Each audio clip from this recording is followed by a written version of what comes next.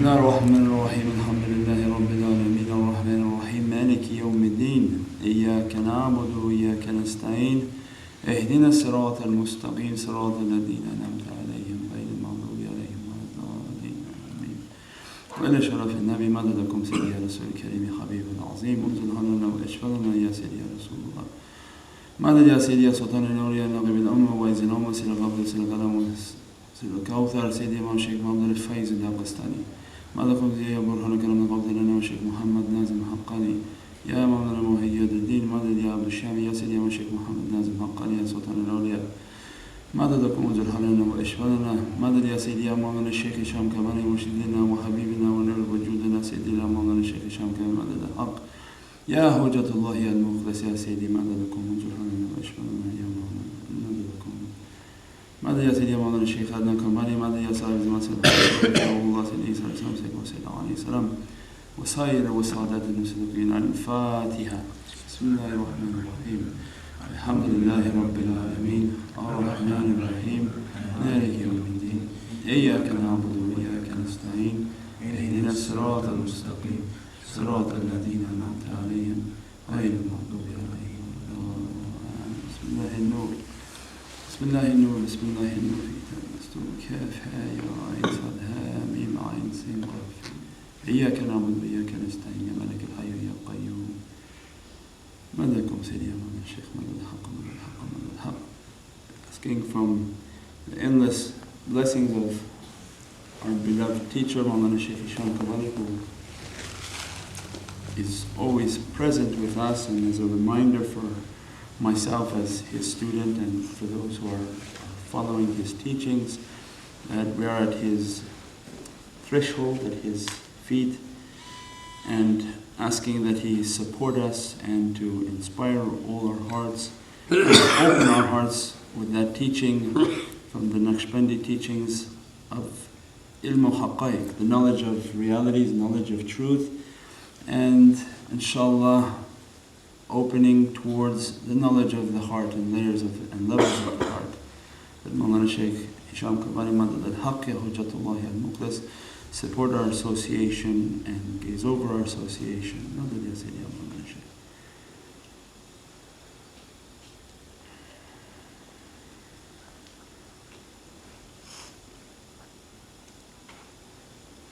Alhamdulillah. This is the second of our workshops in Vancouver, and going into and giving us the opportunity to go deeper into a subject versus going from home to home and not covering too much information. Gives us the opportunity to go deep into Sufi healing and the power of Sufi meditation and opening of the heart and opening of the divine oceans of mercy. We covered last time always as a recap to make sure that we're all comfortable and we're all together in the same direction on the meditation. That is the foundation of everything that we're building. Before we go into the knowledge of the heart, to recap the meditation, the breathing, how to do the breathing. We're going to practice the breathing exercise to open up all of our energy. Anyone who was at the last class, are there any questions on the breathing? Are there things that you practice and had difficulty with? Or is there something we didn't specifically cover in the breathing before we start again going over the breathing exercise, how to do the breathing, how to visualize or what to visualize when we're doing the breathing? Are there any questions as far as the breathing before we start? Professional breathers. We've all perfected it. Perfected the breathing. There we go. Fantastic. Well, let's see what happens now. In the breathing is the fuel of our ascent. When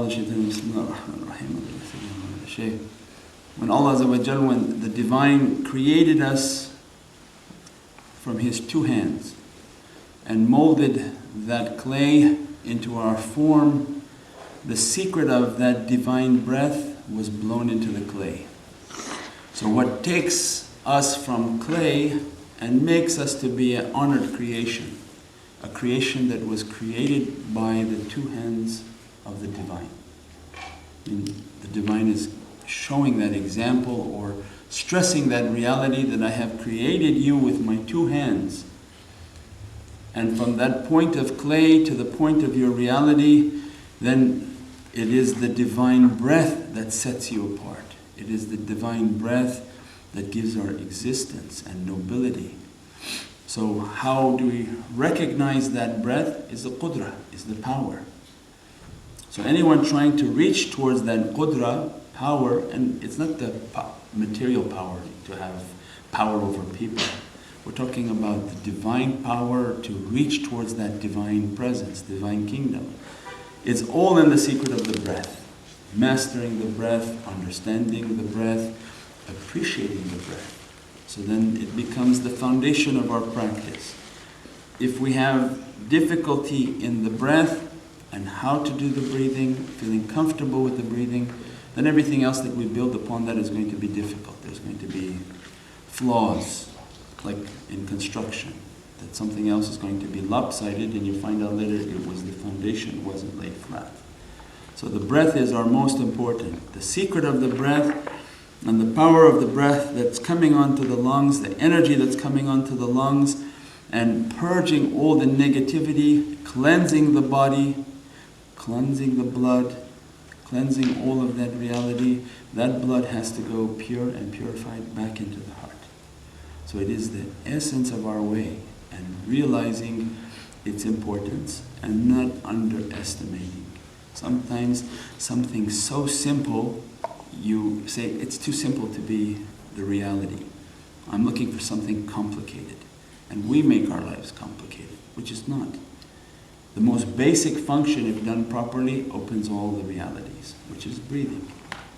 So when we breathe in consciousness, means understanding our zikr coming in and the zikr coming out, breathing in that chant and that resonance, and we are taking from the ocean of who.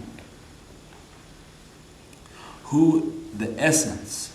And now you'll see on TV at times advertising who everywhere. Dow Chemical has a commercial now for who man, human.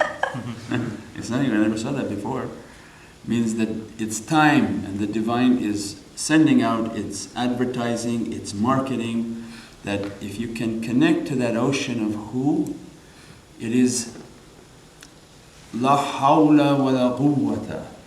Hawla is the madad and support. We say there is no help and there is no power except in Allah. The hawla means help and support are the shaykhs, are the mentors, are the guides. They help us to the quwwah. So then the zikr of who is the heavenly emanation that's coming down. And receiving and tapping into that heavenly emanation is the essence of the breath. And that's why if you go to a power line, you hear it is in the who. All energy is based in who. So if you sit in complete silence, you will hear who. The zikr of who. It is the zikr of silence. So if you can reach a point of peacefulness and silence, you actually reach a point of who. Because there's no silence. The reality of silence is that everything is in praise of the divine.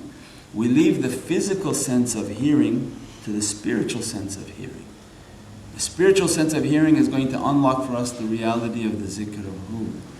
So then our power is going to unlock that who and understand that this physicality, its essence is from that breathing. So that the blood that's carrying all of our waste and all of our bad character is an attack. We tried to describe last night before, and I think the last session, is that evilness is our bad character is constantly after us. And it's from the earth. And it moves up our two legs coming up. Because the negative energy that's always moving on the earth, it comes up the two legs. So then this negative energy is always attacking us. That's why you always have leg, foot, and back pains. Because when you work a lot, you're active in the material world, this energy is constantly moving its way up. As it's moving its way up, you find that your stomach in spiritual teaching is the earth. So the earth is the stomach. You see the equator on the earth. They say all the fitna and difficulty is at the equator. Because there's a clash now. The material world is coming up to the belly, right at the belly button point, and then the heavenly emanation coming from the heavens, dressing the head, coming down towards the heart, and trying to move towards the body, and the clash begins.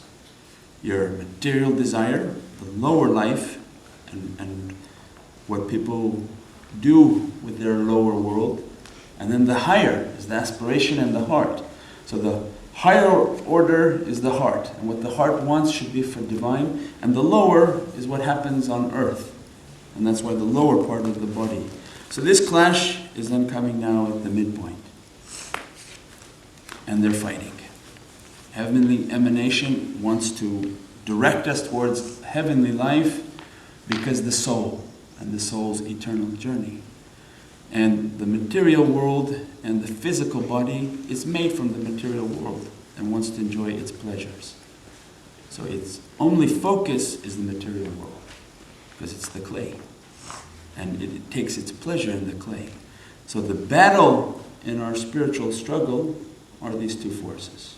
How to bring that heavenly energy, how to balance the material energy. You can't get rid of it. You can't isolate yourself and take your feet off the ground.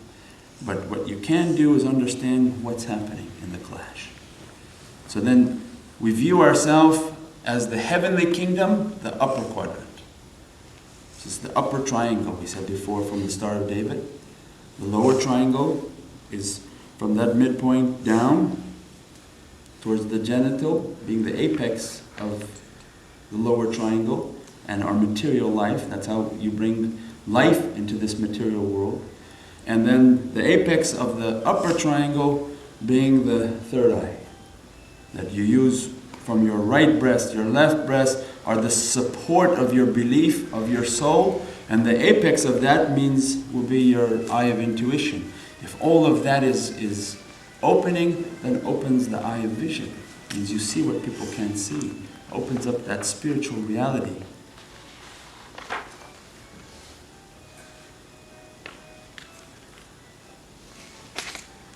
Is that a phone? There's a reason. The music is on. Somebody's phone. No, somebody's phone in the bag. Very loud. Thank you, that was beautifully said. Okay. I love that. Aww. It's nice to have you back. Oh, Thank so you. nice.